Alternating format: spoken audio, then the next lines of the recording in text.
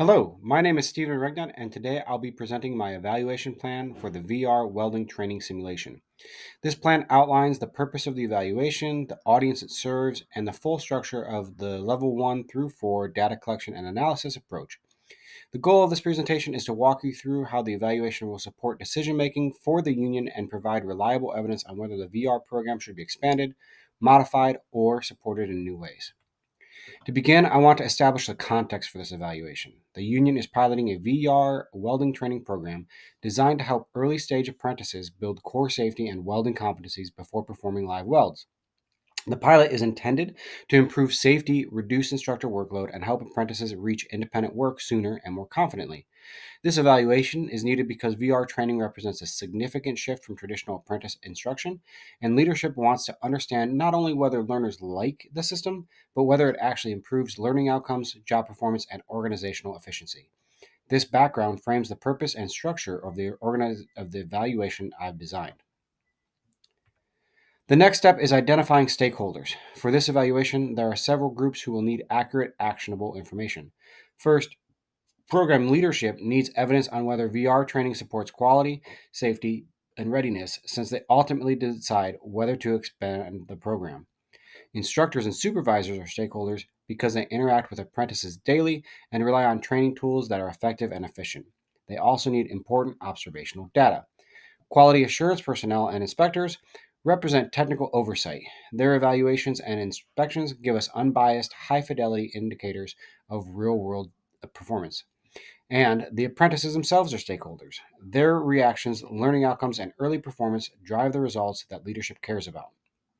In addition to the stakeholders, we'll also need the help of subject matter experts and the VR technical staff to help us gather this information. The purpose of this evaluation is to determine whether the VR welding training program supports safe, effective learning and leads to measurable improvements in real performance. In designing the evaluation, I focused on helping leadership make three decisions. First, should the union expand the VR training program into later parts of the apprenticeship? Second, does anything about the VR system need to be modified, such as module sequence, support resource, or technical setup? And finally, do instructors need additional support or alternative accommodations for certain learners?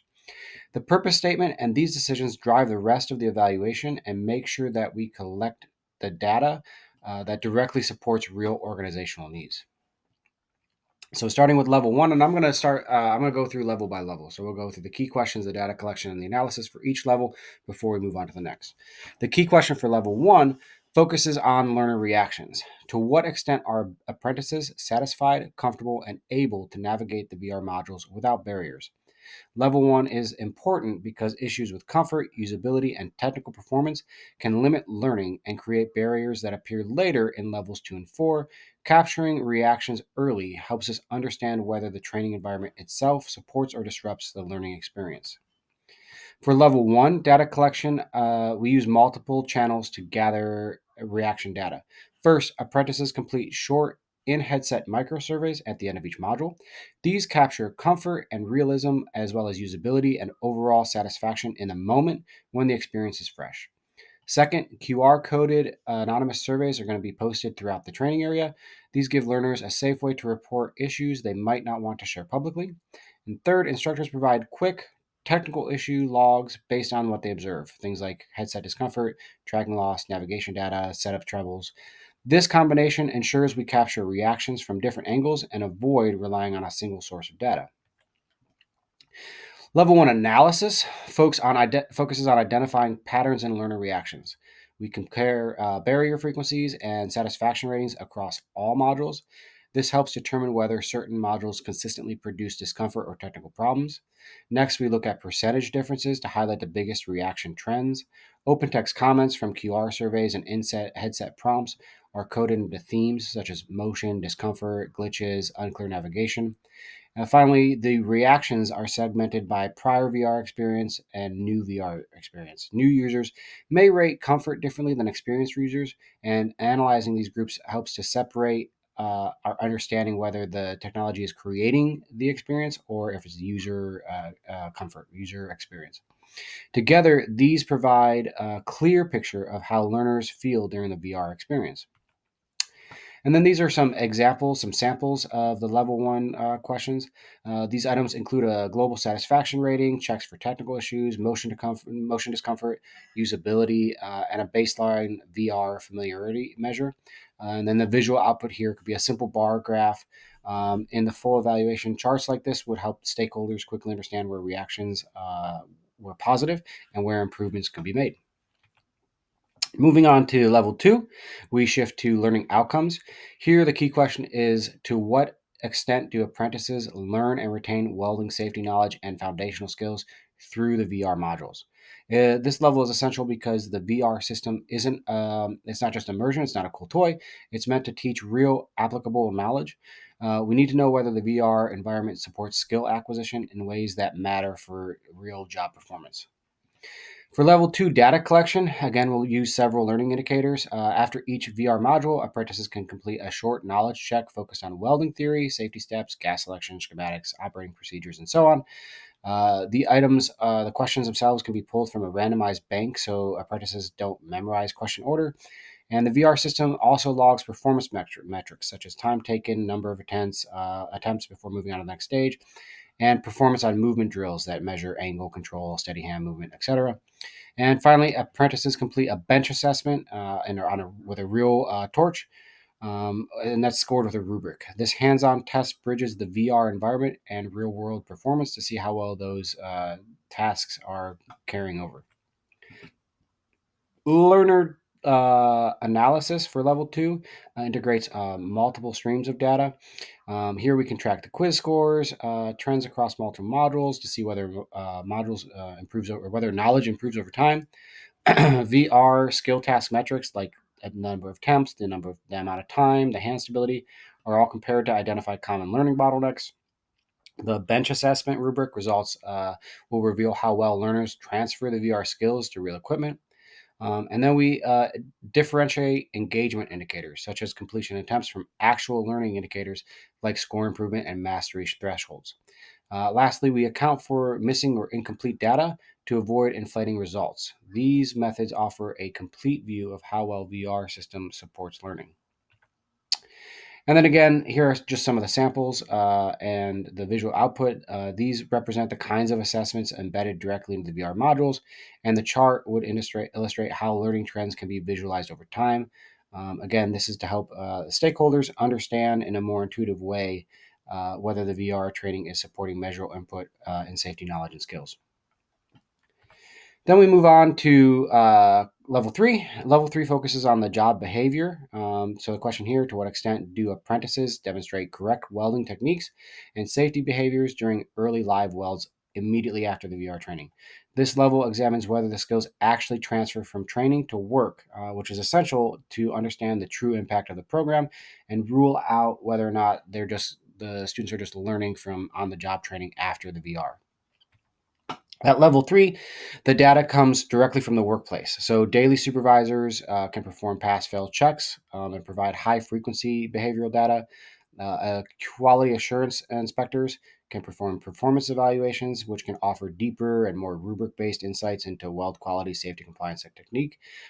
Random quality verification inspections can provide more in-depth SAT or unsat inspections to provide unbiased snapshots of the real-world performance. And these sources are industry standard and they can be combined to capture both everyday behavioral and formal assessments. So, again, the data analysis here for level three examines behavioral performance across the early stages of apprenticeship. Here we compare the supervisor pass fail rates over the first 100 days. We analyze rubric distributions from the QA evaluations. We review the quality verification inspection outcomes for unbiased performance metrics. And then we identify patterns in safety or techniques, issues that may require further coaching. And then we can compare those to the cohorts that are trained by VR versus those that came through the program before the VR or outside of the VR program. And this helps to determine whether behavior on the job improves with the new training approach. And for level three, here are just some, again, sample behavior criteria and sample output visual. The behavioral criteria focuses on things like weld quality, safety routines, technique consistency, independence. And again, this visual would help stakeholders to see in an intuitive way whether the on-the-job performance improves under the VR program. And then we'll move on to our last level, level 4. The key question for this level is, to what extent does the VR program improve safety, weld quality, training efficiency, and time to readiness, how soon they get out of their apprenticeship, compared to pre-VR or outside of VR training? Level 4 connects the individual performance to the broader organizational outcomes and determines whether the VR program ultimately benefits the union. Level 4 data collection focuses on outcome metrics that reflect organizational performance. These supervisor pass rates during the first 100 days, the PE scores, the QVI SAT rates, and then the time it takes them to complete their apprenticeship, as well as the early retention. Do we have people getting frustrated and leaving the union because the VR didn't properly train them? I also gather historical baseline from the union to support comparisons, and these metrics allow us to analyze quality, safety, efficiency, and workforce readiness. Level 4 analysis, again, compares outcomes from before and after or outside the VR program. Analyze safety and quality trends, evaluate improvements in time to readiness, and compare VR to historical baselines. And then we'll incorporate some cost-benefit insights such as reduced instructor workload or decreased training time. And these, again, will help union leadership understand whether the impact that the VR actually contributes to the union. And here is a sample for visual 4, level for 4 visual. And this is a before and after comparison, which highlights improvements in quality and safety and so on, to help visualize the real true impact that the VR program has. Here we'll pause for just a second.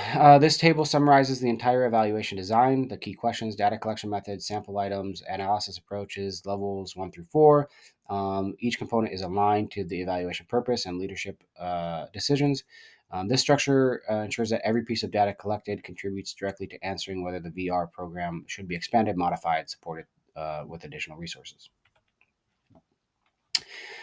In conclusion, the evaluation plan provides a comprehensive, multi-level structure for examining learner reactions, learning outcomes, workplace behavior, and organizational results.